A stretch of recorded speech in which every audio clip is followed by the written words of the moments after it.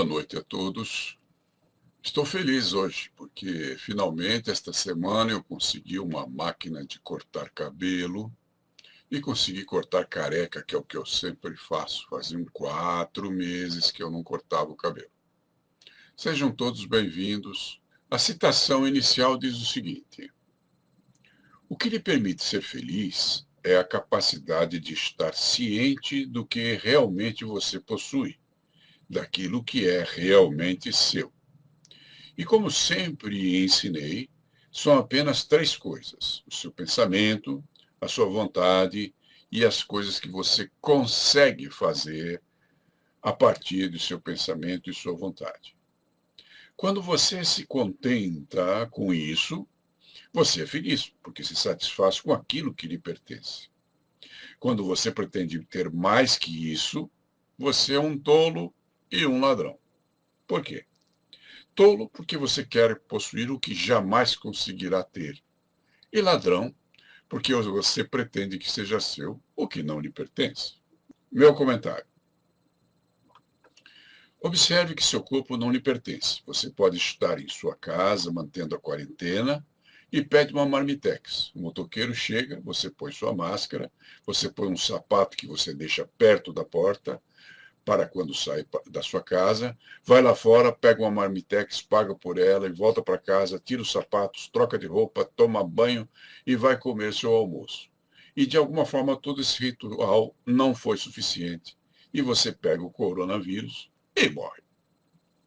Outro cenário: você está na rua, é assaltado, demora um pouco a mais para pegar sua carteira e o assaltante nervoso atira em você e você morre.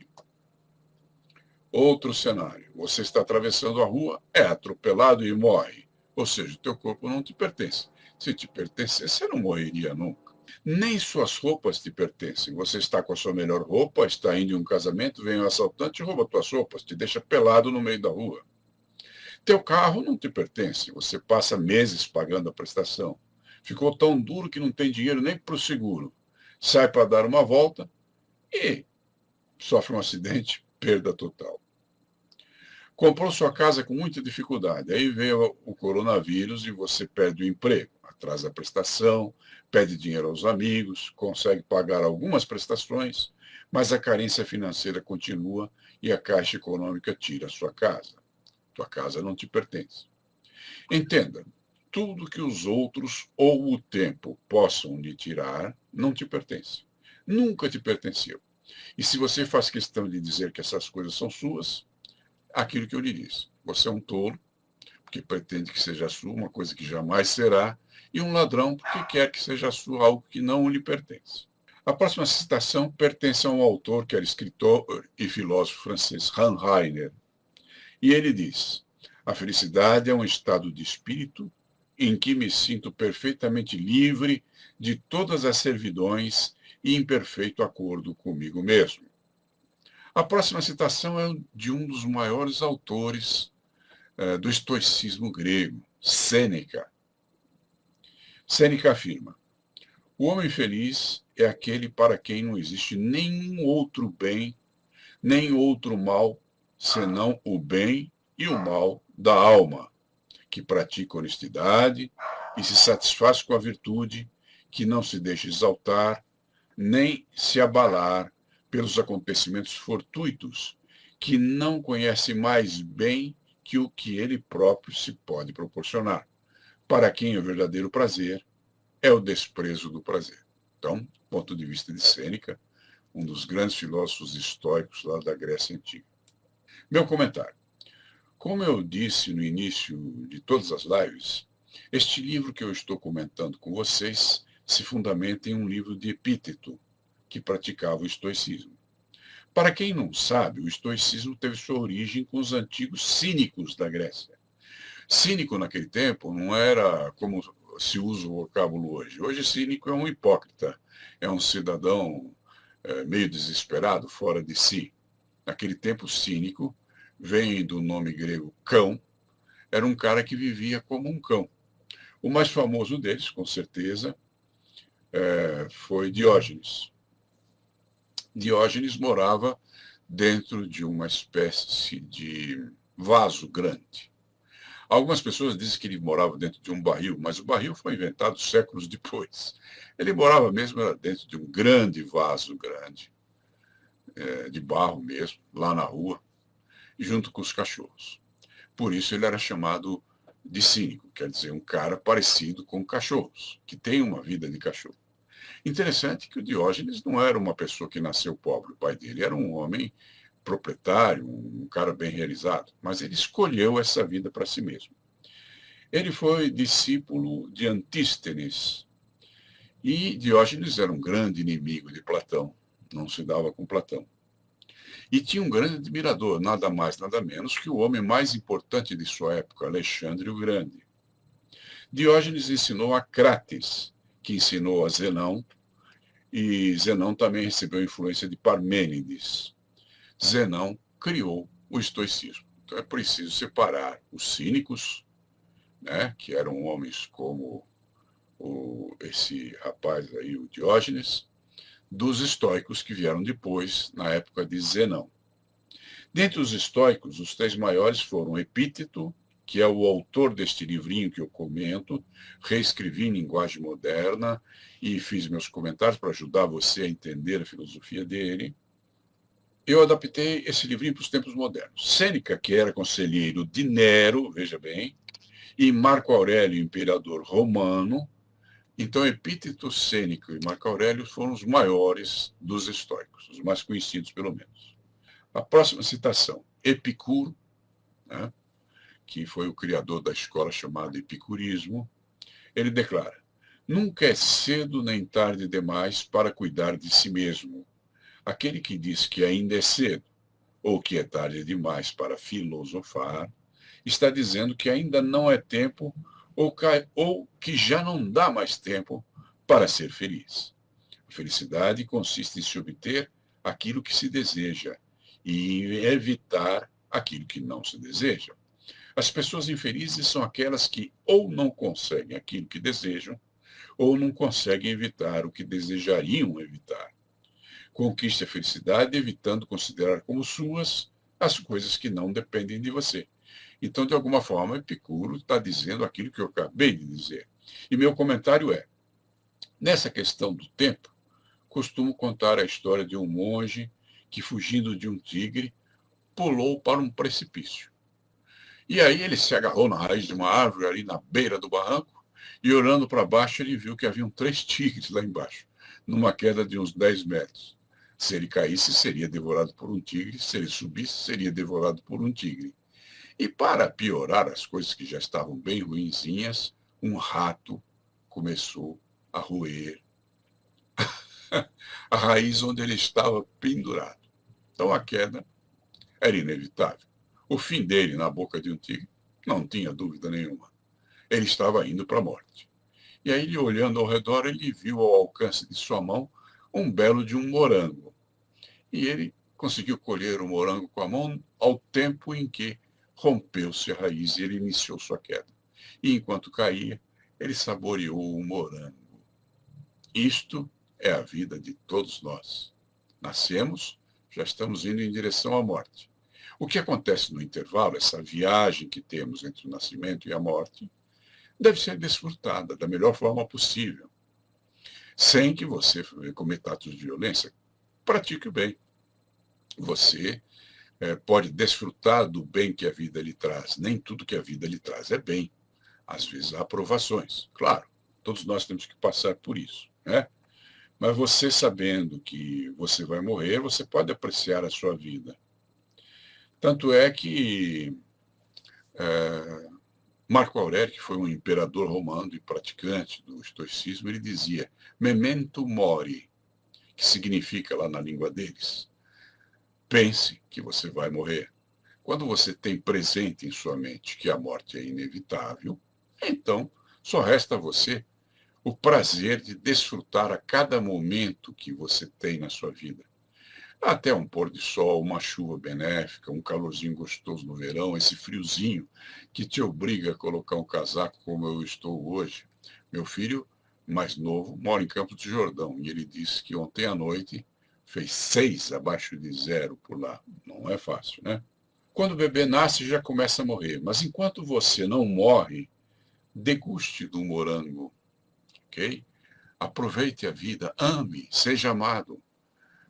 Seja uma pessoa que se comporte de tal forma que as outras pessoas gostem de você. Muito bem. A vida tem suas dificuldades, seus percalços, mas também tem morangos, que são os momentos felizes. Mas a frase mais importante desse texto de Epíteto é a frase final, que diz: conquiste a felicidade, evitando considerar como suas as coisas que não dependem de você. A única maneira de fazer isso é aprendendo quais as coisas que dependem de você e quais as que não dependem.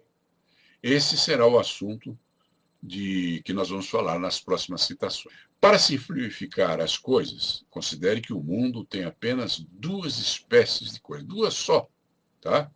Aquelas que dependem de você e aquelas que não dependem. Dependem de você apenas seus pensamentos e aquilo que deles deriva, como suas opiniões, suas atitudes, seus apegos e suas ações. Meus comentários sobre essa citação de Epíteto. Para resumir e ficar mais fácil de você lembrar, considere trocar a expressão depender de você pela expressão pertencer a você. Isso torna as coisas mais fáceis e basta você se lembrar que apenas três coisas lhe pertencem: seu pensamento, sua vontade e as ações que você pode fazer a partir do seu pensamento e da sua vontade. Porque mesmo você tendo sua opinião, seu pensamento e sua vontade, nem sempre você pode fazer tudo o que você quer. Há impedimentos, né? Então, as ações que você pode fazer. Não depende de você. Seu corpo, seus bens materiais, sua reputação e tudo que não seja gerado por seus pensamentos. A tua reputação não te pertence, pertence aos outros. Os outros falam de você pela frente ou pelas costas. Podem dizer coisas reais, te conhecendo, ou podem falar mal de você sem nem te conhecer. Acontece isso todo momento. E, aliás, a internet é um excelente veículo para os haters, né? Para pessoas que não dizem nada de bom sobre ninguém e tentam falar mal de todos que eles podem. Até porque as pessoas medianas, que são chamadas de medíocres, está aí o nome medíocre, né? Elas não conseguem se sobressair em nada. Então elas tentam cortar o teu pescoço, porque aí, só você sem pescoço, elas conseguem parecer mais altas que você.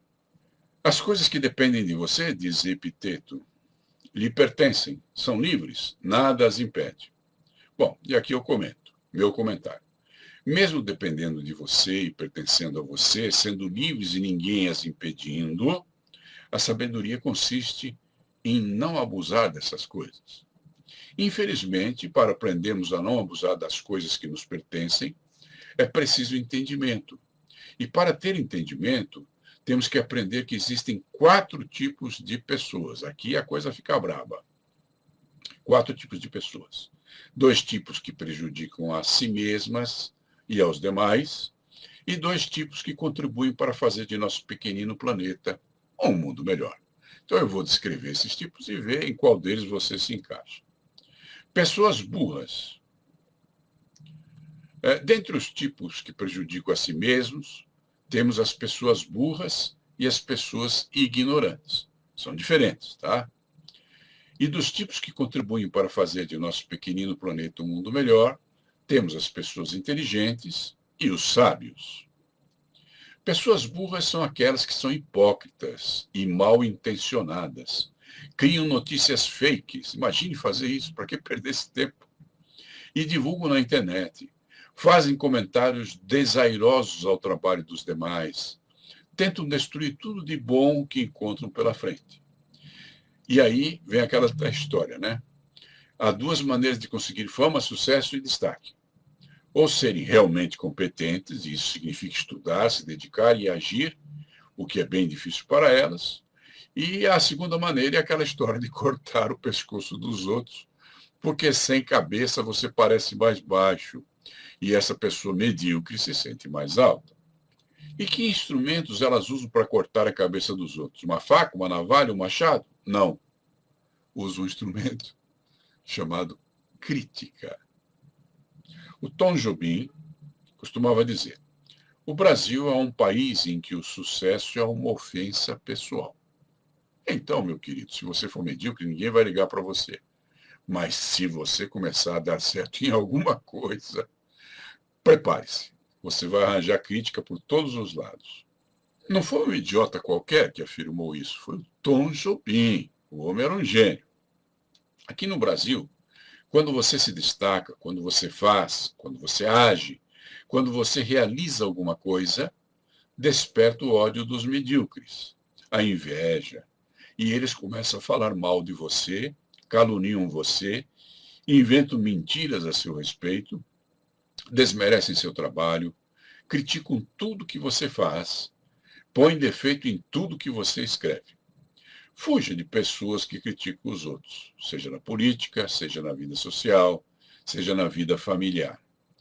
Veja bem que eu não estou dizendo a você que você não tem um pensamento crítico, mas reserve-o para si mesmo. Não compartilhe suas opiniões com outras pessoas, a menos que solicitado. E, às vezes, até quando solicitado, você talvez não deva emitir sua opinião. Pessoas medíocres querem opinar sobre tudo, dão opiniões mesmo quando não solicitadas e adoram aparecer. O grande Humberto Eco disse pouco antes de morrer: as mídias sociais deram direito à palavra à legião de imbecis que antes falava apenas em um bar depois de um copo de cerveja, sem prejudicar a coletividade. Com certeza você conhece gente assim. Que as senhoras presentes me perdoem, mas há um provérbio da máfia italiana que se aplica muito bem aqui. Esse provérbio diz: opinião é como bunda, todo mundo tem, e alguns dão demais. Aí o Ayrton comenta: hoje em dia algumas pessoas são muito egoístas, só pensam nelas, às vezes o brilho da pessoa incomoda quem está no escuro. É verdade, grande verdade. Muito bem, o Márcio diz: já passei por esse comentário que o senhor está falando. Ei, meu Deus do céu. Todo mundo sofre isso por aqui. O Otacílio: somente o que é inato nos pertence? Não, não. Porque você pode conquistar, você pode se aperfeiçoar, você pode correr atrás, você pode ter uma meta de vida, você pode ter uma missão, você pode escolher vamos dizer assim, um lema relevante para a sua vida que te ajude a transpor obstáculos. Você pode aprender as leis da natureza, aplicá-las na sua existência e transformar-se totalmente. Eu admiro muito, não aquele cara que cursou os melhores colégios, estudou nos Estados Unidos e formou em Harvard. Esse aí nasceu com o bumbum para a lua. Quem eu admiro? Aquele cara que nasceu na favela, que não tinha nada nem ninguém, e conseguiu estudar, se tornar alguém, contribuir para a sociedade. Eu tenho um amigo assim, lá no Rio Grande do Sul. Ele era um favelado lá no Rio Grande do Sul, se chama de Vila. E hoje ele é um historiador formado, ele entende de grego, entende de latim, e ele também é monge budista. Então, veja bem, esse cara correu atrás do que ele queria. E você? Primeiro, você sabe o que você quer? Se você sabe, é só correr atrás. Agradeça a Deus por saber o que quer. Não interessa se você tem ou não tem aquilo que você quer. Porque tem pessoas que nem sabem o que querem. Se você sabe, você já encontrou o seu caminho. Agora é correr atrás. Agradeça por isso. O Alex Reis está chegando, diz boa noite. Seja bem-vindo, Alex. Aliás, o Alex é o culpado de eu fazer essa live, hein? Ele que me incentivou a fazer a live. Eu estava quietinho no meu canto, ele falou: não, você tem um livro aí que ensina as pessoas a sobreviverem, estamos passando pelo vírus, precisamos que você compartilhe os ensinamentos deste livro. E eu estou aqui para isso. Ainda um comentário a respeito disso. Estamos falando de 4 tipos de pessoas. Pessoas burras, que acabei de descrever, pessoas ignorantes, pessoas inteligentes e pessoas sábias.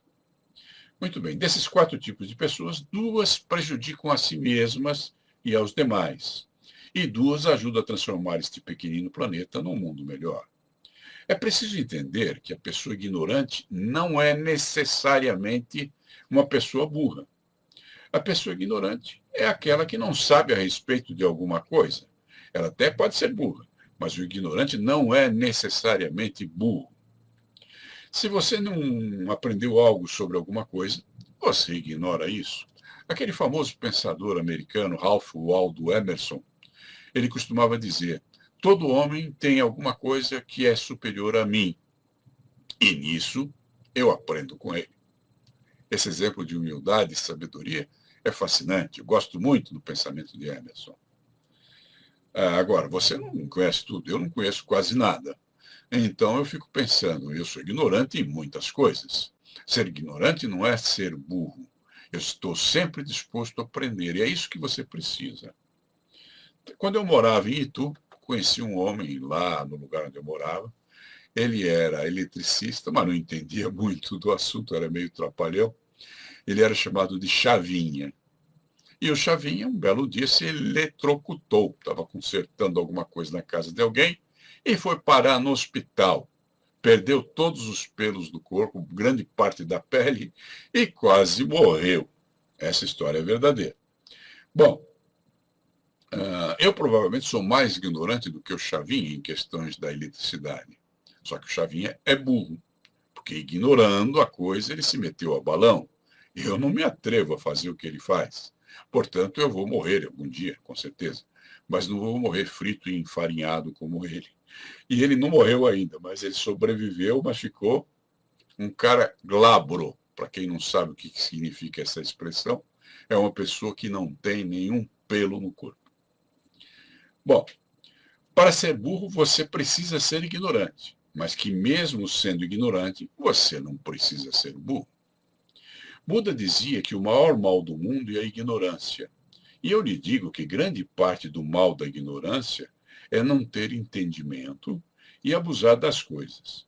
Por isso que o que é importante entender é quais desses 4 tipos de pessoas que estou descrevendo. Existe o burro, que é um cara que intencionalmente faz o mal, esse é um idiota, né? Existe o ignorante, que é o cara que não conhece certas coisas. Todos nós somos ignorantes em alguma coisa. Não precisamos necessariamente ser burros. É só não se meter a balão naquilo que você não conhece. O Otacílio diz: nem sempre somos um produto do meio que vivemos. É verdade. Só que o meio influencia, viu, Otacílio? Existe um pensador que diz que nós somos o resultado, a soma das 5 pessoas com quem mais convivemos. Escolha teus amigos, tá? Escolha pessoas esclarecidas, conviva com pessoas que tenham inteligência. Se conhecer algum sábio, grude nele que nem um cão agarra um osso, porque estão cada vez mais raros, né? E você, se ficar muito perto de pessoas medíocres, se tornará medíocre. Daí a minha admiração por aquele rapaz que saiu da favela e se tornou alguém, porque ele não tinha exemplos bons em volta dele. Né? Ele não tinha ninguém ali que deu certo, ninguém ali que fosse muito estudado. Ele teve que sair do meio em que ele estava e, segundo ele me disse, esse rapaz que eu citei, foi por causa da avó dele, que o incentivava bastante, e ir para a luta. Alguns de nós conseguem ter pais e mães que os incentivam. Não foi o meu caso. Meu pai abandonou minha mãe antes de eu nascer. Agora, se você teve um pai que te incentivava, uma mãe que te incentivava, uma vovó que te incentivava, cara, corra atrás do prejuízo. Porque ninguém consegue motivar ninguém. Isso quem me ensinou foi o John Grinder, criador da neurolinguística, que foi meu professor. Mas você consegue incentivar. Faça isso com os seus filhos. Faça isso pelas pessoas que você ama. Leve sempre uma palavra de vigor, uma palavra de incentivo, e você estará desempenhando um papel necessário numa sociedade como a nossa, que não é fácil de você sobreviver por aqui. Tá bom? Então, já que motivar não é possível, incentive. E se você teve a sorte de encontrar quem te incentivasse na sua infância, com certeza você é um homem de bem e já tem algumas realizações para nos contar. E tem mais, hein? Eu fui terapeuta por muitos anos, tive todo tipo de paciente. E encontrei pessoas que foram incentivadas por gente ruim. Olha que coisa interessante, né? Eu conheci um senhor que era um homem de sucesso, e ele falou, eu nasci num lar medíocre, tive dificuldades para estudar, mas tinha um cara que me enchia tanto, dizia que eu era uma pessoa que nunca daria certo na vida, me incomodava, me chamava de medíocre, então eu lutei. Lutei para provar para esse cara que eu era alguém, e se tornou realmente alguém. Agora, um conselho meu, não faça isso porque alguém te encheu o saco. Faça isso pelos teus próprios méritos, porque você está aqui. E não é à toa que você está aqui. Você não é uma energia desperdiçada. Você não nasceu por acaso. Você está aqui, você tem sua missão de vida e você pode transformar sua vida numa obra de arte. Depende muito das circunstâncias, claro, mas depende principalmente de você, das suas atitudes e das suas ações. O que for realmente o que for realmente seu encontrará o caminho de chegar até você. Mais ou menos, você tem que correr atrás. Então, deixe livre tudo aquilo que não te pertence. Isso é verdade. É motivador, impossível, mas sejamos incentivadores das pessoas. Alan Phillips, certamente você é um terapeuta. Bom, fui, estou aposentado. As minhas técnicas eram voltadas, eu sou um cara meio difícil de lidar, Alan Phillips, eram voltadas principalmente à logoterapia do Viktor Frankl e à Gestalt moderna do Fritz Perls. Ok? Era a minha linha favorita. Mas eu gostava do Moreno também, que inventou aquela terapia teatral, e eu estudava muito, né? O Alex, qual a diferença entre incentivar e ou motivar as pessoas? Motivação é uma coisa interna, Alex. Ela surge de você, dos seus valores. Você precisa descobrir os seus valores, da sua motivação, da tua missão de vida e também dos teus potenciais. Para quem não sabe, o Alex é um grande músico e ele trabalha no Cirque du Soleil e mora lá no Canadá. Então é claro que ele tem dentro de si um potencial maravilhoso, que não é só a música. Ele também é praticante de Tai Chi, de outras artes marciais, e ele se expressa à maneira dele. E lá no Cirque du Soleil, ele teve, inclusive, oportunidades de algumas vezes estar fantasiado e fazer papéis acrobáticos. Enfim, ele é um grande artista. E ele sabe, portanto, que ele tem uma motivação interna maravilhosa, como todos nós temos. Não venha diminuir a si mesmo, não se humilhe. Você tem que ser humilde sem se humilhar, tá? Você está aqui para servir, foi o que Jesus nos ensinou. Mas você não precisa se humilhar. E aqui é um detalhe interessante. Mesmo você tendo toda essa motivação, às vezes você não tem ninguém que te incentive. Incentivo é uma coisa bacana. É você levantar de manhã porque você sabe que você ama alguém. Você tem lá a Raquel e seus 3 filhos. Isso é uma força poderosa, isso é uma grande motivação, né? E se um desses 4, os teus 3 filhos e a Raquel, que são pessoas da família do Alex, te incentivarem, cara, aí é a felicidade, tá bom? O Márcio, preciso aprender muito, todos nós, Márcio. Todos nós precisamos aprender, eu aprendo todos os dias. Bom, então vamos para a próxima citação. Agora vamos entender os 2 tipos de pessoas que são positivas, os inteligentes e os sábios. Até agora falamos do burro e do ignorante. Ignorante eu sou em muitas coisas.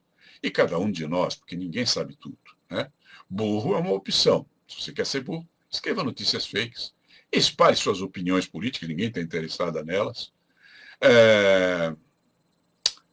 Critique os outros, tente cortar o pescoço dos outros. Esse é o burro, né? É o mais fácil, né? Por isso que ele faz, não exige esforço fazer essas besteiras, né? Agora, o caminho do bem, isso exige esforço, sim, senhor. E você conseguir realizar alguma coisa na vida exige dedicação, esforço e sacrifício. Um detalhe sobre a palavra sacrifício. Pouca gente sabe o que significa sacrifício. Sacrifício vem do latim sacrificare e significa tornar sagrado. Não tem nada a ver com castigo, com provação. Tem tudo a ver com sentido de vida. Quando você mira entre as estrelas, você mira na Lua, mesmo que você erre, você ainda está entre as estrelas. Perceba, foque. Tá? Você precisa ter foco, você pode escolher a oportunidade de se motivar, mesmo que os outros não te incentivem, tá? Que o desprezo dos outros, que a crítica dos outros, seja um incentivo para que você se motive ao caminho do bem. Muito bem. Inteligentes são as pessoas que focam sua atenção no que é relevante segundo a lei de Pareto.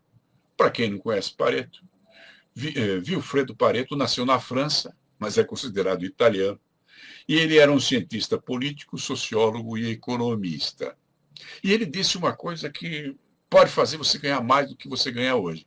Se você entender só essa coisinha que ele ensinou, que é a lei de Pareto. Ele diz, das coisas que você realiza na vida, você tem 100% dos teus esforços, né? Só que você vai perceber, se você analisar detidamente, refletir e meditar, né, que 80% dos resultados que você obtém provém de 20% dos seus esforços. Apenas 20%.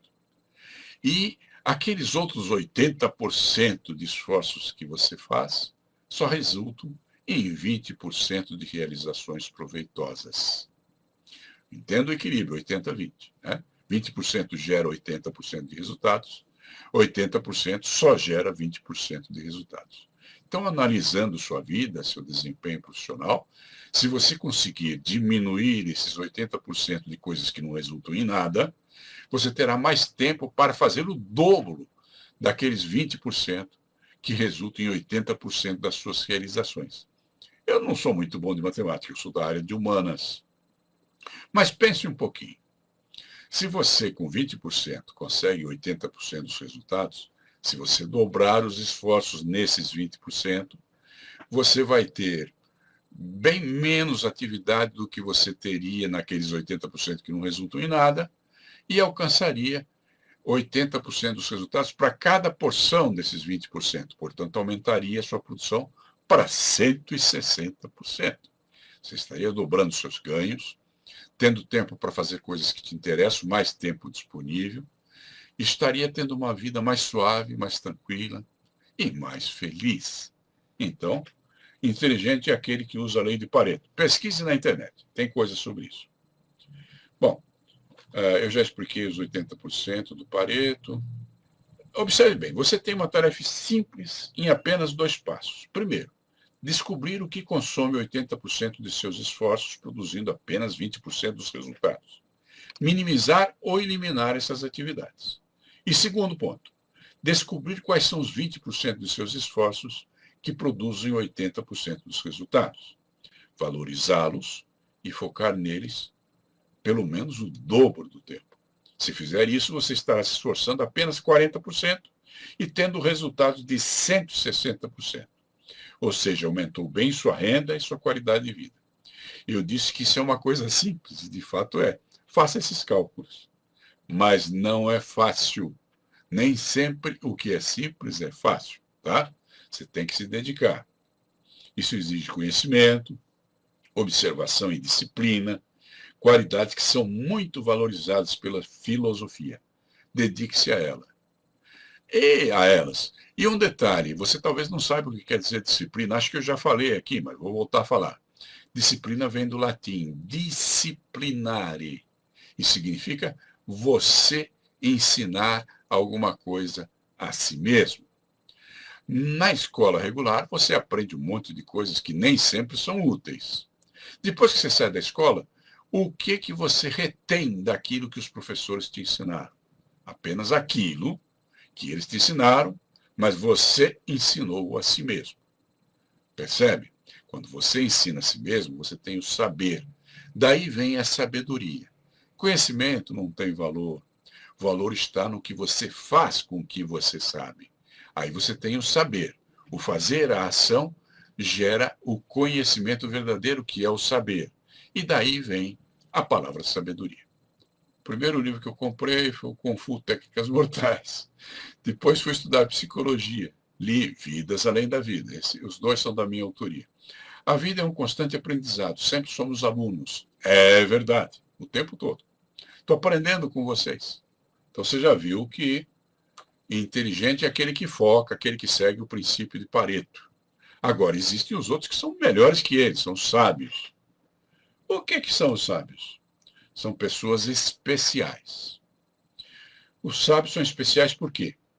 Primeiro, porque não se contentaram apenas em ter conhecimento, e sim em aplicar o conhecimento.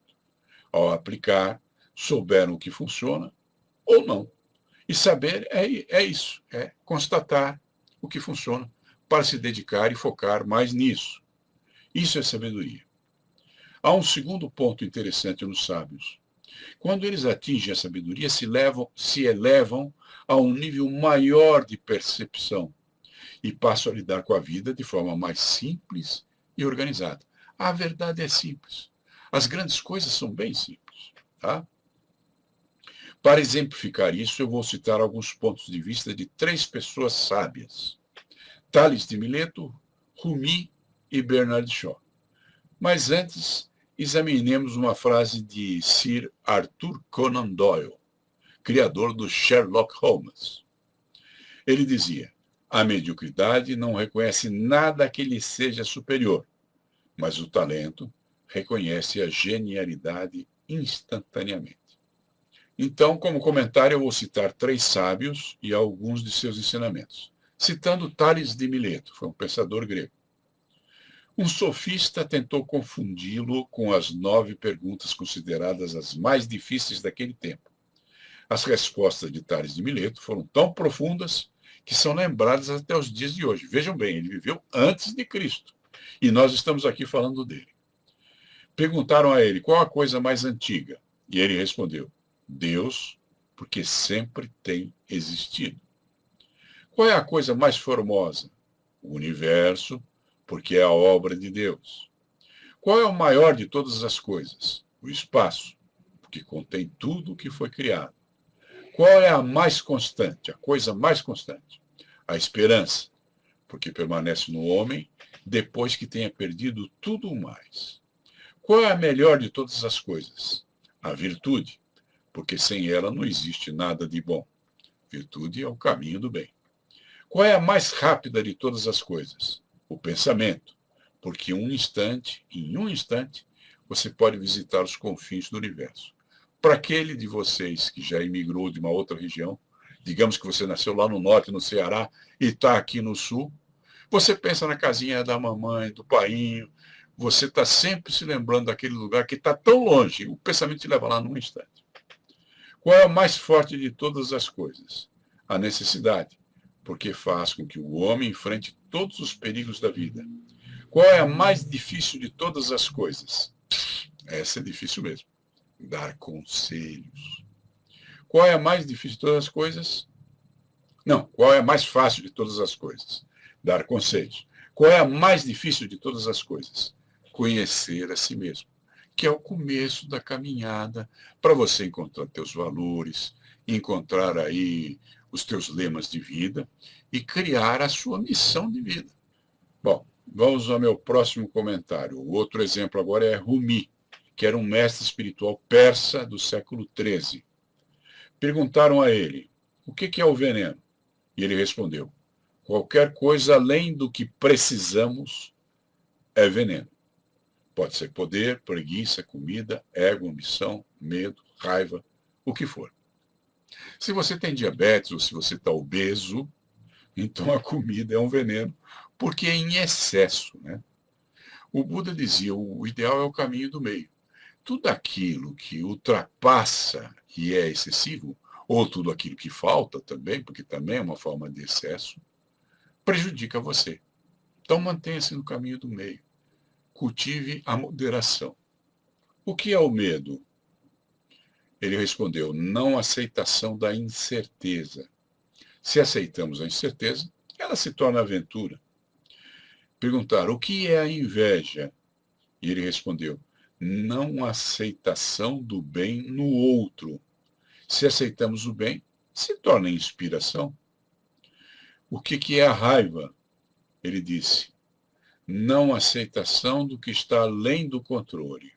Se aceitamos, se torna tolerância. O que é o ódio?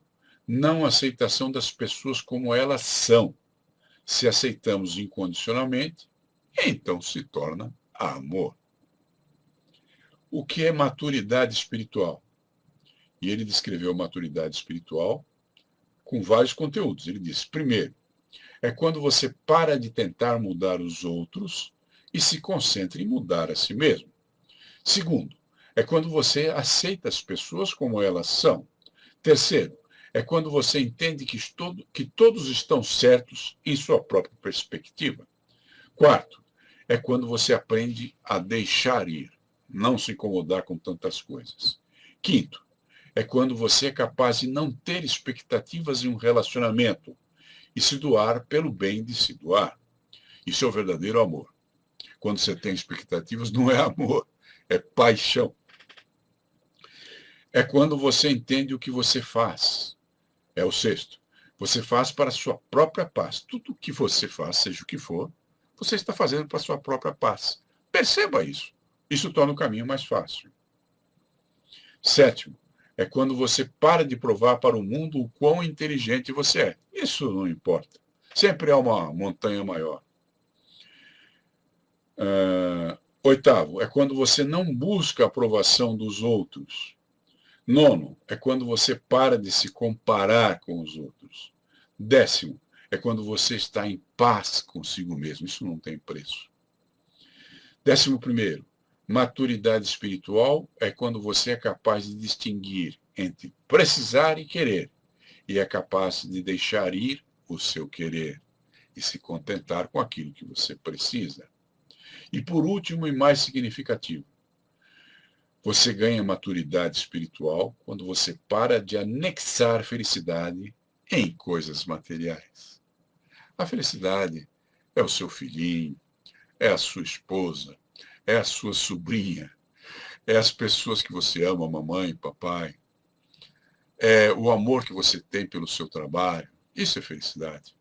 E não as coisas materiais. E tem uma citação dele em inglês, depois eu traduzo. Yesterday I was clever, so I wanted to change the world. Today I am wise, so I am changing myself.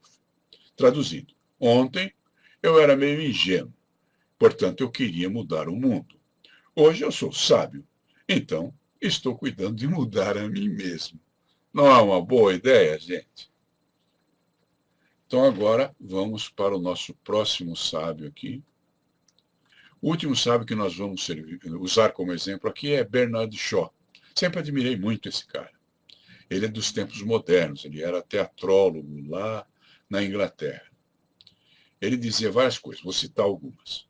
O progresso é impossível sem mudança.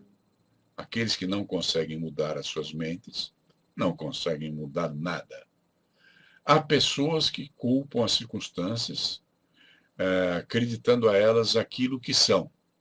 Eu não acredito nas circunstâncias. As pessoas que vencem nesse mundo são as que procuram as circunstâncias que precisam.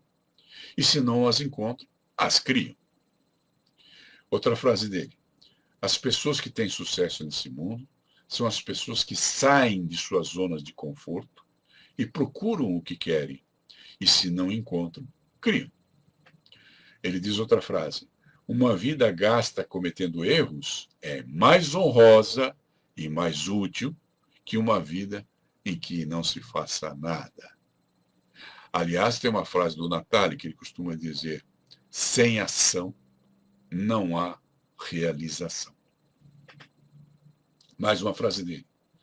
Existem duas tragédias na vida. A primeira é não conseguir tudo aquilo que desejamos. E a segunda é consegui-las.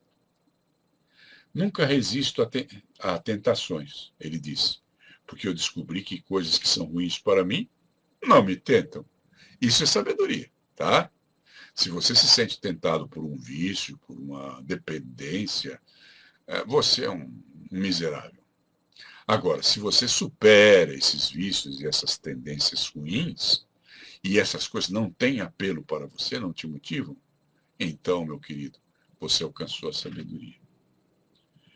E ele diz mais uma frase: a escravidão atingiu seu ponto culminante na forma do trabalho assalariado. Terrível, hein? Alguns homens percebem as coisas como são e dizem por quê. Eu confiro e sonho com as coisas que ainda não existem e me pergunto, por que não? E ele termina dizendo uma frase também terrível. Ele diz, cuidado com o homem cujo Deus está no céu. Bom, nós estamos chegando ao minuto fatal, né? Faltam só 4 minutinhos para terminarmos. Eu quero aproveitar que está aqui o meu amigo Alex Reis, porque ele é um grande professor de Tahiti e ele fez um filme, um videozinho sensacional, uma das coisas mais lindas que eu já fiz, que eu já vi. E eu peço a ele que, para ajudar vocês, publique aqui no rodapé ou aí na mensagem dele um link para que você possa assistir esse vídeo. É uma experiência extraordinária e eu não poderia deixar de passar essa oportunidade de fazer com que o Alex compartilhe com vocês esse grande valor que ele criou. Vale a pena, gente. Eu adorei. Ok? Vamos prosseguir. 2 citações agora. As coisas que não dependem de você não lhe pertencem e estão sujeitas às vicissitudes da vida. Outra citação. Se você considerar suas as coisas que não lhe pertencem, agirá como ladrão e necessariamente será infeliz.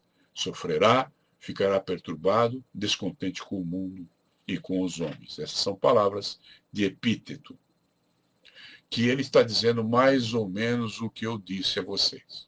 Próxima citação. Isso é do Epíteto. Se você aprender a considerar como suas apenas as coisas que são suas, e a considerar do mundo o que pertence ao mundo, como Jesus disse, dai a César o que é de César, ninguém jamais será capaz de o aborrecer. Não ficará descontente com ninguém, não poderá culpar os outros por alguma infelicidade, não fará coisas que sejam contra a sua vontade, não terá nenhum inimigo, nem será vítima de nenhum dano ou perda. Veja que coisa interessante. Vocês entenderam bem isso? Eu mencionei, quando eu era terapeuta, que eu trabalhava com a logoterapia do Viktor Frankl. O Viktor Frankl era um neuropsiquiatra vienense cuja família perdeu tudo que tinha na Primeira Guerra Mundial e tinha que esmolar para poder sobreviver. Então ele estava numa condição entre as piores que nós possamos estar. Então, se alguém aqui no nosso grupo está passando por dificuldades financeiras ou por provações, eu diria que as suas provações não chegam aos pés do que passou o Viktor Frankl. E em 1926, ele realizou uma palestra num congresso, apresentando pela primeira vez a logoterapia, um método de terapia criado por ele e focada na busca do sentido da vida, o que se aproxima do princípio dos estoicos. Em 1930, com apenas 25 anos de idade, ele assumiu a responsabilidade pelo pavilhão do suicídio em um hospital psiquiátrico em Viena, tendo só 25 aninhos. Como ele e a esposa eram judeus, uma tropa nazista obrigou sua esposa a abortar seu primeiro filho. Veja as provações que esse cara passou. Logo em seguida, sua família foi dividida e enviada para campos de concentração diferentes. O pai e a esposa dele morreram de exaustão. A mãe morreu na câmara de gás. A irmã sobreviveu e se refugiou na Itália. Ele passou 3 anos prisioneiro do campo de concentração de Kaufering, mas com o término da guerra foi libertado em 1945. Em 1946, em apenas 9 dias, ele escreveu seu primeiro livro que se chama O Sentido da Vida. De vez em quando vocês me perguntam o que ler. Esse é um livro interessante de se ler.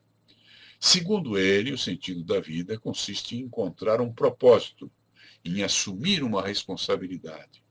Uma responsabilidade para conosco, porque sendo para conosco é também para com o mundo. E sendo com o mundo é para o bem da humanidade, para o bem do próprio homem. Por que eu estou citando Viktor Frankl em meu comentário? Porque, embora ele morasse na Europa, recebia muitas cartas de suicidas do mundo todo. E uma dessas cartas era de um rapaz americano, que era formado em Harvard, tinha um emprego excepcionalmente bem pago, era casado com uma linda mulher, morava numa casa imensa e tinha um lindo carro, ou seja, todos os sonhos de cada um de nós, né? Mesmo assim, esse rapaz escreveu para o Viktor Frankl e disse que sua vida era uma merda, que não via sentido em nada, que era um tédio viver e que queria acabar com sua própria vida praticando o suicídio. Perceba, ele tinha tudo que muita gente sonha em ter. Ele tinha muito mais que a maioria das pessoas consegue ter, mas sua vida não tinha sentido. Daí a importância de você encontrar sua missão de vida, de você nortear sua vida através de lemas práticos que você adote para si mesmo. Como exemplo, eu vou citar 2 lemas que norteiam minha vida e vou falar da missão de vida que escolhi para mim mesmo. Meus 2 lemas. O principal: aquele que não vive para servir, não serve para viver. Segundo lema: não há pressa, já que o amor ao próximo sempre será a minha motivação e nunca a ambição. E a minha missão de vida não foi criada por mim, é a missão de servir. Veja bem, essa missão que escolhi para mim mesmo não é uma criação minha, ela é citada por Jesus. E ele mesmo, segundo a Bíblia, estava aqui para servir a humanidade. Sim, a felicidade está nas pequenas coisas. E é por isso que eu casei com uma baixinha. Adoro ela. Ela é pequenininha, formosinha. É tudo que eu quero. Servir e a felicidade oculta. Grande verdade. Gente, estamos chegando ao nosso minuto fatal. Foi muito bom ter vocês aqui. Espero que vocês persistam. Estarei de volta com este mesmo tema na próxima quarta-feira. Amanhã eu também tenho uma live.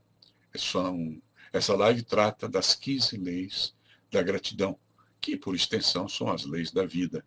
Se você puder me prestigiar, conto com a sua presença aqui amanhã também. E se você quiser praticar o bem, já que servir é uma missão bastante interessante, divulgue o nosso trabalho, convide as pessoas a virem compartilhar conosco. Vocês ainda não estão compartilhando o suficiente. Eu estou aqui para ajudar vocês, mas eu não posso adivinhar suas necessidades. Quando vocês fazem perguntas, comentários e interagem comigo, vocês me dão a oportunidade de servir vocês. Muito obrigado pela presença de vocês. Fiquem na paz. Permaneçam na serenidade do Buda. Tudo de bom e até amanhã para todos.